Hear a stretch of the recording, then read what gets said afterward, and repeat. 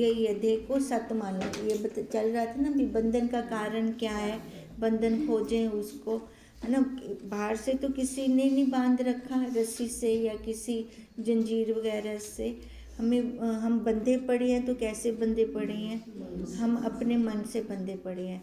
अब वो यही चल रहा था हमारा, जो अपने आप को शरीर वाला मानता है, शरीर के साथ जुड़ा खड़ा है, वही बंधन में है और वही मूड है ना। लास्ट में हमारा यही चल रहा था। और ये बंधन खुलेगा कैसे, विवेक से, विचार से। अब हम आगे चल रहे हैं। अखंड, नित्य और अद्वय बोध शक्ति से स्फुरित होते हुए अखंड ऐश्वर्य संपन्न आत्म तत्व को यह तमोमयी आवरण शक्ति इस प्रकार ढक लेती है जैसे सूर्य मंडल को राहु। अब देखो माया का इतना प्रभाव है, इतना प्रभाव है कि हमें अपने स्वरूप तक पहुंचने नहीं देती, जबकि है वो हमारे पास, है ना। ऐसे आगे आंखों के आगे अंधेरा छा देती है। अब देखो जब हमारा चल रहा होता है ना, अपना खुद का अंदर चल रहा होता है, उस टाइम वो पता नहीं कोई ना कोई रूप लेकर आ जाएगी। एक बार उसको भगाएंगे, फिर थोड़ी देर बाद फिर अपने आप में आएंगे, फिर पता नहीं वो दूसरा कौन सा रूप लेकर आ जाएगी। होता है ऐसे, है ना। देखो ये क्या है, माया है। माया इतनी जल्दी नहीं छोड़ती, वो अपने शिकंजे से कैसे जाने दे। अब वही कह रहे हैं, जैसे सूरज को बादल ढक लेते हैं, ऐसे माया ने हमें ढका हुआ है, अपने स्वरूप तक पहुंचने नहीं दे रही। अखंड, नित्य, अद्वय बोध शक्ति से स्फुरित होते हुए, अब हमारी शक्ति कैसी है, अखंड, जिसको कोई भी खंड खंड नहीं कर सकता, और नित्य है ना, आने जाने वाली तो नहीं है, हमेशा एक रस है सबके पास है वो। और कैसी है, अद्वय है, उसका लेन देन भी नहीं है ना, क्रय विक्रय भी नहीं है। ऐसी वो बोध शक्ति है, और उस शक्ति से ही ये सारा अखंड ऐश्वर्य संपन्न है। अब ऐश्वर्य वो माया का, अब जितना भी बाहर है, जड़ है, चेतन है, जितना कुछ है पसारा, जो भी प्रकृति का पसारा है, वो किसके अधीन चल रहा है, साक्षी के अधीन। उसकी अपनी सत्ता तो नहीं है।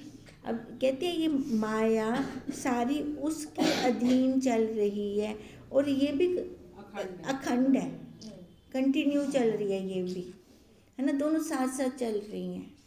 अखंड ऐश्वर्य संपन्न आत्म तत्व को यह तमोमयी आवरण, अब वो भी अखंड है, ऐश्वर्य से संपन्न है, और उस आत्म तत्व को, अब ये तमोमयी है माया, तमोगुण अधीन है ना, ये तमोगुणी है। अब अपने गुण से, मतलब आवरण शक्ति कर दिया, आवरण दे दिया, एक पर्दा दे दिया, एक झीना पर्दा जिसको हम कह सकते हैं। अब ये झीना पर्दा हमें लगता तो है कुछ जगह नहीं, जैसे अब हम बैठे हैं, हाँ मेरे को पता है सारा कुछ, है ना, मैं परमात्मा, मैं ब्रह्म, पर जब कोई परिस्थिति आती है फिर ना नक टूटता है, वो आवरण है ना एकदम ट्रांसपेरेंट, पता क्या नहीं चलता भी शीशे रस्ते छे भी सही की कहना। अब हमारे साथ भी ऐसे होता है, हमें लगता है हमें पूरी दृढ़ता है, पर जब परिस्थिति आती है फिर पता नहीं चलता ना, उस टाइम बह गए या फिर उस परिस्थिति को हम भोगने लग गए, फिर ये तो फिर उस टाइम जाके हमारा नाक टूटता है, वो शीशा आ जाता है आगे। अब वही आवरण शक्ति इस प्रकार ढक लेती है, वो उसने ढक लिया हमें, उस आवरण शक्ति ने, उस माया ने। अब कैसे, जैसे सूर्य को बादलों ने ढक लिया। यह आत्म तत्व अखंड, नित्य एवं अद्वय है। इसके दो स्वरूप है ही नहीं। क्या कह रही हैं? दो स्वरूप है के बस रू है नहीं कहना है। दूजा तो ऐसा बनाए उस तक पहुंचने के लिए, है ना। दो बनाएंगे तभी तो पहुंचेंगे उसके तक। अब जैसे गुरु और शिष्य का संवाद चलता है तब हमें अपने स्वरूप का पता चलता है। अगर शिष्य ही ना हो तो गुरु बोलेंगे क्यों? वो अपना मुख क्यों खोलेंगे गुरु, है ना। अपना मुख खोलते हैं तो हमारा काम बनता है। कहती ये दो नहीं है, एक है। संपूर्ण सृष्टि इसी का विस्तार मात्र है। अब देखो सृष्टि में पसारा किसका है? उस ब्रह्म का। होंदे बिना तब दूजा है कहना। यही एक मात्र ज्ञान स्वरूप है। अब जो उसका पसारा है उसको हम वस्तु भी बोलते हैं, ठीक है। अब उसको हम कैसे लें? दिखाई देने वाला तो है नहीं, और ना कोई उसका आकार है कि हम कह दें भी यो ज्ञान नहीं। अब उसको कैसे लेती हैं? तभी कहा कि ज्ञान स्वरूप है, बस ज्ञान है। जैसे सिलाई का ज्ञान हो गया, है ना, रोटी बनाने का ज्ञान हो गया, सब्जी बनाने का ज्ञान हो गया, ये खाली ज्ञान स्वरूप है। बस वो बुद्धि में बैठ जाता है। हम दिखा सकते हैं किसी को? दिखा नहीं सकते। बताएंगे भी ऐसे ऐसे ऐसे कर ले, तब तो अपने स्वरूप तक पहुंच सकता है। जैसे हमारे गुरुदेव ने हमें बताया, पर दिखाया तो नहीं। ना ही दिखा सकते हैं और ना हम देख सकते हैं।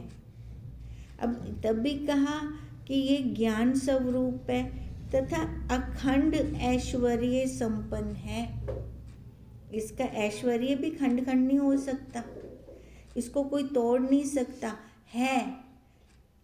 अब खुद खाओ तो अनुभूति ले, खुद खाने से टेस्ट का पता चलेगा ना हमें।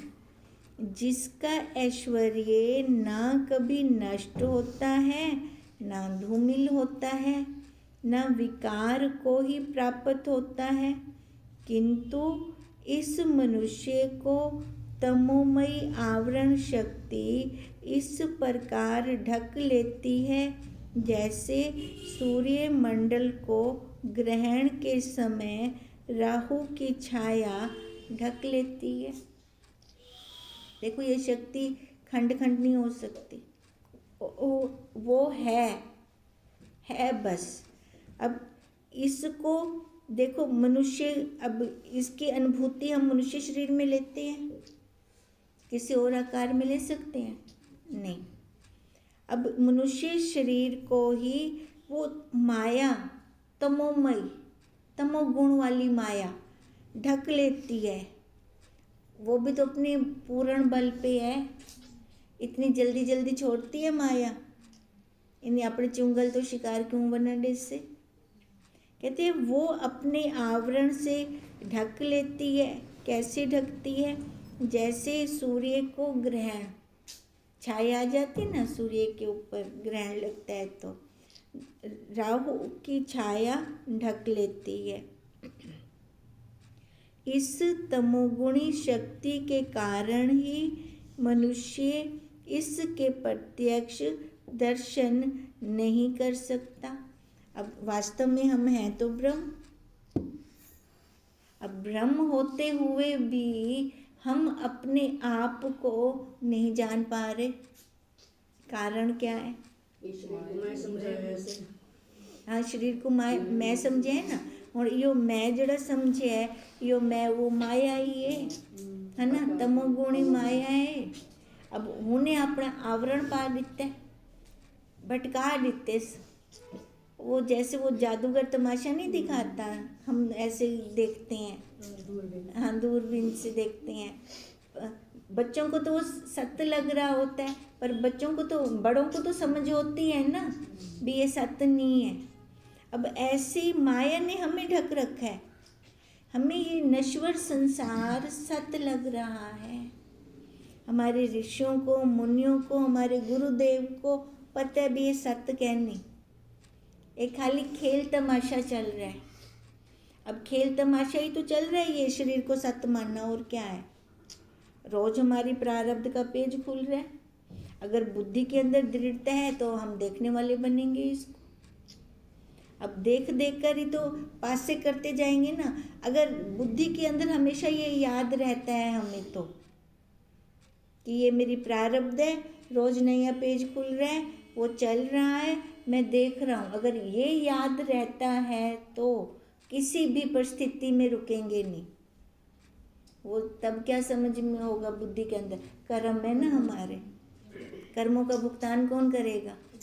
अच्छे कर्म तो बहुत अच्छे लगते हैं जब पुण्य आता है उनका, है ना। तो जब बुरे कर्म आएंगे तो वो भी तो भुगतान करने हैं।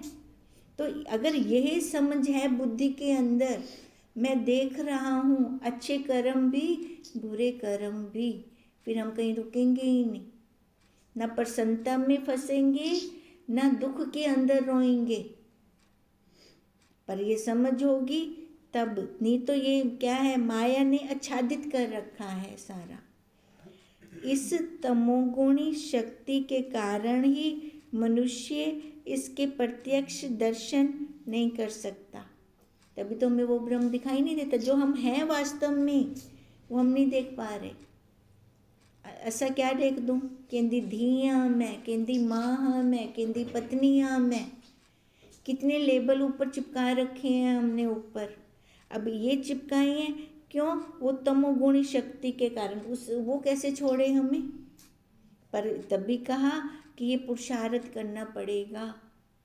अब ये पुरुषार्थ करके हम इन जो उपाधियां ओढ़ी के बैठी हैं, इन उपाधियों को हटाएंगे। बिना पुरुषार्थ के नहीं हट सकती ये उपाधियां। अनित्य वस्तुओं को सत्य मानने लग जाते हैं। जब इस तमोगुण का आवरण हटता है तभी उसके वास्तविक स्वरूप को जान सकते हैं। अब कितना पुरुषार्थ किया गुरुदेव ने हमारे लिए। दीक्षा कब से ली है ना, कब से, 96 से दीक्षा ली।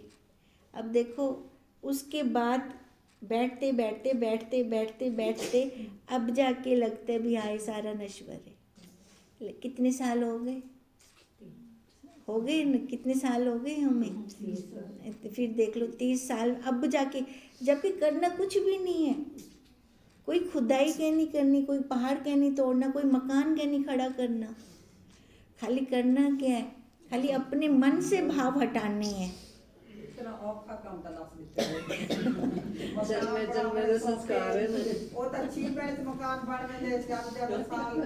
अब तभी तो कहा देखो, जिसमें हमें कुछ भी नहीं करना होता, कुछ भी नहीं वाला तो औखा है ना। कुछ भी सौखा भी सब तो ज्यादा है। मन बुलावे भटक में ना, वही पहले बोले नाक बीच में आ जाती है। कुछ भी नहीं करना, क्यों कुछ भी तो फिर आगे भी मतलब भी आगे नहीं, भी को तो हटावना होना है ना। हुण कोई ब्याह जन्म गिनती हटे सु, कुछ करना ही नहीं है इसमें। अपने खाली मन के भावों को बदलना है, क्योंकि हम हैं तो वही ब्रह्म होते हुए भी देखो कितनी दूर निकल गए हैं कि हमें कुछ सत्य, जो असत्य है वही सत्य लग रहा है, जबकि झूठ है ये सारा शरीर, बाहर भी सारा झूठ है, सत्य है उठे सारे तो बदल दे वेंदे। अच्छा, औरों को भी क्या कहना, बदल रही हैं। अपने मन के भावों को देखें तो आज से 10 साल पहले के भाव कैसे थे और आज के भाव कैसे हैं। तो हम किसी को कुछ कह सकते हैं? नहीं कह सकते। हमारा हाथ हमारे सिर तक है बस, हम दूसरे के सिर पे नहीं रख सकते। हमने जो करना है अपने लिए करना है। ऐसा को सुना मैं ते बदले दूजे होगा नहीं, सुनती मैं पईया तो बदलसा भी मैं अपने आप को, मैंने सामने वाले को नहीं बदलना। और अगर मैं अपने आप को बदलने की कोशिश करती हूँ ना तो उसमें सफलता प्राप्त होगी हमें। दूसरे को बदलने में सफलता प्राप्त हो या ना हो वो हम कह नहीं सकते ना, क्योंकि वो दूसरे के अधीन हो गए हम। तभी कहा कि ये इसके मनुष्य इसके प्रत्यक्ष दर्शन नहीं कर सकता, उस ब्रह्म के साक्षी के, एवं अनित्य वस्तुओं को वो सत्य मानने लग जाता है। फिर जब इस तमोगुण का आवरण हटता है ना, अखियां दगों जब वो पट्टी खुल गई लालच से भी, ये तो सारा झूठ है ना, झूठ को मैं सत्य मानती पी हूँ। फिर उस टाइम लगता है अच्छा ऐसे कहते थे, फिर समझ में आता है ना। अब वो टाइम तो निकल गया, हुण बैम ने बुद्धि विच तां भी फायदा है ना, हुण बैम ने तां भी फायदा है आपां को। अति निर्मल तेजोमय आत्म तत्व के तिरोभूत होने पर पुरुष अनात्म देह को ही मोह से मैं हूँ ऐसा मानने लगता है। अति निर्मल तेजोमय आत्म तत्व, अब आत्म तत्व कैसा है? निर्मल है, साफ है ना, साफ जल की तरह, साफ शीशे की तरह। अब उसमें अदृश्य, तिरोभूत मतलब अदृश्य होने से, अदृश्य है ना, अपना साक्षी स्वरूप दिखाई दे रहा है क्या? नहीं, अदृश्य है। अदृश्य होने से पुरुष को जो ये सामने दिख रहा है, ये अनात्म दे दिखती पिए, झूठ दिखदा पे, इनको सत्य मन गिंदा है। आंटी आखदी है ना, कुशलिया आंटी, डिठे दी मार है, डिठे दी मार है ये भी डिठे दी मार। अगर वो दिखदा ना वाला हुंदे दृढ़ता थी वेंदी, वो दिखदा क्या नहीं है ना, अदृश्य है वो, उसको देखना पड़ेगा। अब देखने का जो पुरुषार्थ करेगा वो इस बाहरी संसार से हटेगा। जब रजोगुण की विक्षेप नाम वाली अति प्रबल शक्ति काम क्रोध आदि अपने बंधनकारी गुणों से इसको व्यथित करने लगती है। अब पहले है तो वो निर्मल, अब पर है अदृश्य। अदृश्य होने के कारण पुरुष अनात्म देह में मोह हो जाती है पुरुष की, तब इस देह को मैं समझने लग जाता है, जबकि ये असली मैं तो नहीं है, ऐसा मानने लग जाता है। जब रजोगुण से विक्षेपता रजोगुण से आती है, रजोगुण की विक्षेप नाम वाली अति प्रबल शक्ति, फिर वो काम क्रोध आ जाता है। अब उससे अपने को बंधन में डाल देता है। वो क्रोध करें चाहे ना करें हमारे बस में है, पर रजोगुणी तमोगुणी वो इसके अधीन होते हैं, वो बच नहीं सकते क्रोध से, तो क्रोध के अधीन हो गए।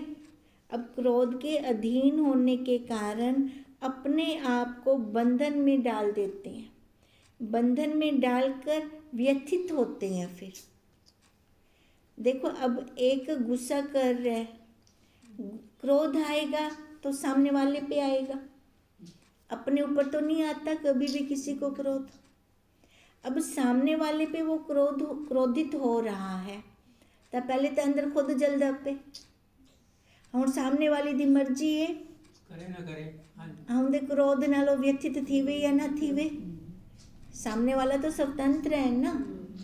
पर जो क्रोध कर रहा है वो स्वतंत्र नहीं है, वो खुद व्यथित है, पहले खुद बंधा हुआ है वो। अब ये रजोगुण और तमोगुण की निशानी है। तमोगुणी शक्ति के कारण जब आत्म तत्व छिप जाता है, अब इस कारण से आत्म तत्व तो छिप गया उसका, खुद क्रोधित हुआ, लॉस तो उसका है। जो तो मनुष्य इस अनात्म शरीर को ही अपना स्वरूप मानने लग जाता है। देखो, क्रोध भी तब आता है जब हम शरीर पे खड़े होते हैं, नहीं तो क्रोध ऐसे आता नहीं है। जब सुबह सुबह हम अपना नियम करते हैं, उसके बाद अगर सामने वाला कुछ गलत भी बोल रहा होता है तो भी मुख से कुछ बोलने की इच्छा नहीं होती। और वही बात अगर वो दोपहर में बोले, हाँ, फिर तो पूरा है, जो वो बोलेगा उसको तो अच्छी तरह से सुनाएंगे। फिर होता है ना ऐसा प्रभाव क्यों है?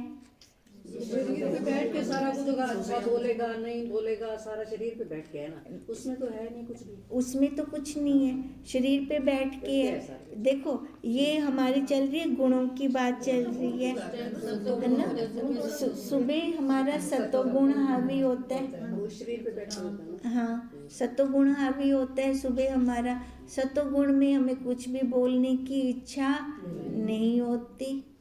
और जो ज्ञानी होते हैं वो सतोगुण में ही रहते हैं, तभी तो उनको क्रोध नहीं आता। क्रोध किसको आएगा? या तो वो रजोगुण में होगा या तमोगुण में होगा। रजोगुण और तमोगुण हमारे आत्म स्वरूप को ढक लेते हैं, आवरण कर देते हैं ना। हम अपने आप को तो भूल गए, पूरा शरीर वाली बन गए। शरीर वाला बनकर फिर हमने सामने क्रोध किया। ठीक है, अब यही बात चल रही है कि आत्म तत्व के ज्ञान के अभाव में ही रजोगुणी विक्षेप शक्ति अपना प्रभाव दिखाती है। अब उस तत्व का अभाव हो गया ना। जबकि अभाव देखो, कन्या आपने को दूर थी सकते हो नहीं, असत है इनसे, हम ही तो है वो। और हम होते हुए भी हम कह रहे हैं अभाव हो जाता है। हाँ, वही स्मृति भूल गए हम भूल गए अपने आप को। अब हनुमान जी को भी स्मृति दिलवाई थी ना कि तेरे पास सारी शक्तियां हैं। बाद में उनको लगा ना, फिर उन्होंने निकाली ना अपनी शक्तियां। ऐसे ही हमें भी गुरुदेव याद दिलवा रहे हैं, अरे तू ब्रह्म है, तू ब्रह्म है। अब मैं ब्रह्म या स्मृति आवने रजोगुण तमोगुण तो दूर ही थी गए, है ना। जब ये स्मृति आ गई तो वो तो दूर हो गए ना। तब भी कहा कि आत्म तत्व के ज्ञान के अभाव में रजोगुणी विक्षेप शक्ति अपना प्रभाव दिखाती है, जिससे काम क्रोध की वृद्धि हो जाती है। और यही तो बंधन का कारण है। अब बंधन का कारण कोई और नहीं है। उन्होंने कहा ना कि बंधन का कारण क्या है ना। भी मैं बंधन में कैसे हूँ, तो वो बता रहे हैं भी बंधन में हम कैसे हैं ये। तब यह नाना प्रकार की नीच गतियों वाला कुमति जीव विषय रूप विष से भरे हुए इस अपार संसार समुद्र में डूबता उछलता महामोह रूप ग्रह के पंजे में पड़कर आत्म ज्ञान के नष्ट हो जाने से बुद्धि के गुणों का अभिमानी, अब देखो कितना कितना आ रहा है, ये सारे कुगुण आ रहे हैं, अभिमानी होकर नाना अवस्थाओं का अभिनय करता हुआ भ्रमता रहता है। भटकता रहता है। हाँ, वही भटकता रहता है बाहर। देखो यह नाना प्रकार की नीच योनियों वाला, पहले तो नीच योनियों में वैसे, अब मान लो कि उसी टाइम ही क्रोध आ रहा है और उसी टाइम ही देह गई, है ना, देह निकल गया बाहर अपना, और उसकी फिर क्या गति होगी? वो नीच गति होगी, नीच योनियों में जाएगा। अब नीच गति वाला कुमति, सुमति तो नहीं कह सकते उसको भी, कुमति अंत समय भी उन्हें अपना सुधारा नहीं किया, कुमति। फिर वो कौन हुआ? जीव हुआ, विषय रूपी विष से भरे हुए। अब देखो विष तो एक बार मारता है और विषय बार बार मारते हैं। विष जिस बोतल में होते हैं ना, उन्हें भी कोई नुकसान नहीं करता, पर विषय जे अंतकरण रूपी बोतल विच आहिनि न, उनको पूरा ही खत्म कर देंगे। जीव विषय रूपी विष से भरे हुए इस अपार संसार समुद्र में फिर क्या होता है? डूब रहे हैं। डूबता है, हाँ जी। तैरता तो नहीं है। संसार में उसको विषय अच्छे लगेंगे, वहीं पे भटकता रहेगा फिर वहाँ से संसार में और क्या है? सबसे बड़ा बंधन का कारण मोह, महामोह। मान मोह। हाँ जी, हाँ जी, दो चीजें। महा मान और मोह। महान नहीं, महा मतलब बहुत सारा।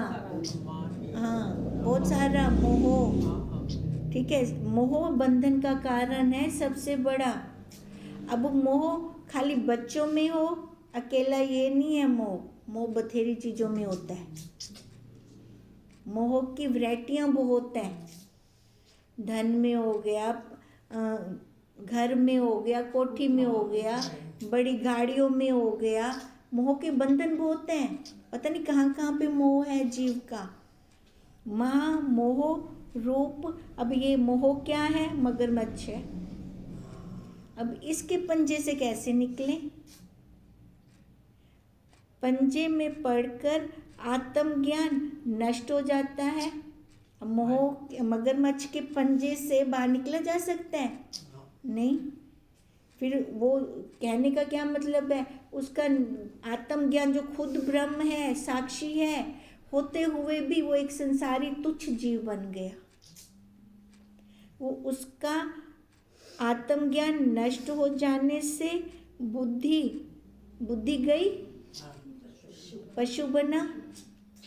तो क्या आ गया? अहंकार आ गया। अब वो अहंकार आ जाने से नाना अवस्थाओं का अभिनय करता है। लता जड़ी हुई अवस्था देखो कितने सारे उपाधियां हैं। जड़ी हुई उपाधि आ गई उनको ऊंदा भोग करता पेवला है ना।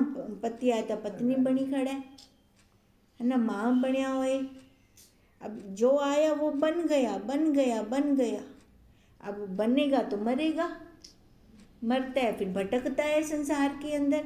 जन्म मरण का चक्कर उसका चालू हो जाता है फिर। और हम जो बैठे हैं ना, हम भी पता नहीं कितने जन्मों से भटक रहे हैं। हमें भी नहीं पता। सोजी अब आई है हमें। अब सोजी आई है तो अच्छी तरह की सोजी आवे, मन मछली वाली ना आवे। मन मछली को कौन उठावे? सुते कुत्ता उठावे, है ना। मन मछली को तो कोई नहीं उठा सकता। यानी अपने साथ ईमानदारी हो। अब हमारी हम ईमानदारी होगी तभी हमारा काम बनेगा, नहीं तो हम भटकते रह जाएंगे। फिर किसी ने कुछ कहा नहीं तो उसको लग गया अंदर तक, वो पकड़ के बैठ गए। अब नहीं पकड़ना कुछ भी। अब तो बुद्धि के अंदर इतनी दृढ़ता हो जाए, आई चलाई हो जाए, बस इधर से सुना इधर से निकाल दिया, बात ही खत्म। अपने मस्त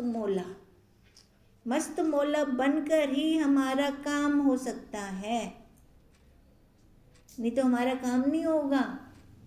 हम मोह माया के बंधनों में पड़ जाएंगे, फिर भटकते रहेंगे, फिर भटक के जगमोया। बस ओसु तवेसु यही काम चलेगा हमारा। ओ